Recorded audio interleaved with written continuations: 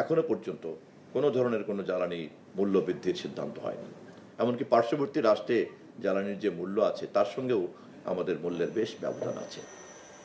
মধ্যপ্রাচ্য যুদ্ধ পরিস্থিতিতে দেশে জ্বালানির সরবরাহ স্বাভাবিক রাখতে নড়ে চড়ে বসেছে সরকার। কেননা দেশের জ্বালানি চাহিদার 1/3 যোগান মেটানো এলএনজির সিংহভাগ চালান আসে মধ্যপ্রাচ্য থেকে। কিন্তু সেখান থেকে জ্বালানি সরবরাহের অন্যতম রুট হরমুজ প্রণালী বন্ধে অন্যান্য জ্বালানি আমদানি নির্ভর দেশের মতো বিপাকে পড়েছে বাংলাদেশও। বিকল্প উৎসগুলোতে চাপ বাড়ায় খোলা বাজারে এলএনজির প্রতি এমএমবিটিউর দাম উঠেছে $28 পর্যন্ত। অথচ স্বাভাবিক সময়ে যা $10 কেনে পেট্রোবাংলা। একই সঙ্গে বেড়েছে জাহাজ ভাড়া ও জামানত ফি। এমন বাস্তবতায় ঈদের আগে ক্রয় সংক্রান্ত মন্ত্রিসভা কমিটির বৈঠকে প্রতি এমএমবিটিউ $20 থেকে $22 3 কার্গো এলএনজি কেনার অনুমোদন দেয় সরকার। সবশেষ বৈঠকে যে 2 কার্গো এলএনজি কেনার অনুমোদন দেওয়া হয়েছে সেখানেও প্রতি এমএমবিটিউর দাম পড়ছে 19.77 সেন্ট। অর্থাৎ আগের বারের তুলনায় প্রায় 74 কোটি টাকা কম হলেও ব্যয় থেকেছে দ্বিগুণেই।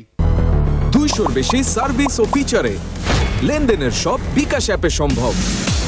শিল্প ও উৎপাদন সচল রাখতে খোলা বাজারে তাৎক্ষণিক সমাধান দেখলেও পরিস্থিতি থেকে শিক্ষা নিয়ে নিজস্ব জ্বালানির উৎপাদন, যোগান ও সংরক্ষণ সক্ষমতা বাড়ানোর তাগিদ বিশ্লেষকদের। বাংলাদেশের যে গ্যাস কূপগুলো রয়েছে, বাংলাদেশের যে কয়লা খনি রয়েছে, সেগুলোকে উত্তোলন করার, সেগুলোকে কূপ খনন করার খুব দ্রুত ব্যবস্থা করতে হবে। না হলে সামনের দিনে অর্থনীতি পরনির্ভরশীল অর্থনীতি হয়ে পড়বে এবং এটার কারণে কিন্তু বাংলাদেশ নানাভাবে কিন্তু আপনার ক্ষতিগ্রস্ত হবে। টাকার অঙ্কে এবার কেনা এলএনজির দাম পড়বে 833 কোটি 39 লাখ, যা দেশে পৌঁছার কথা রয়েছে এপ্রিলের শেষে। এম এস আরিফিন, সময় সংবাদ, ঢাকা।